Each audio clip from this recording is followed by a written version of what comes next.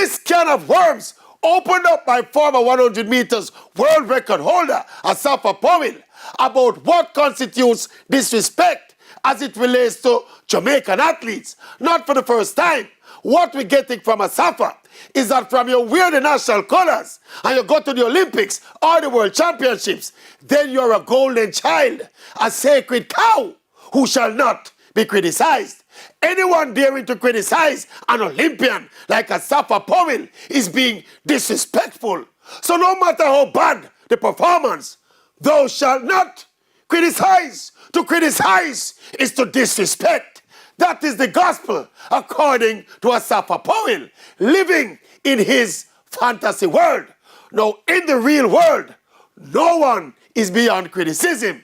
And when an athlete gets criticized for a poor performance, it's not disrespect or hate. Now, as a professional athlete, you have to take the good with the bad, the ups with the downs, and the criticism with the praise. Otherwise, suffer. Go look at factory work so you can make a raise.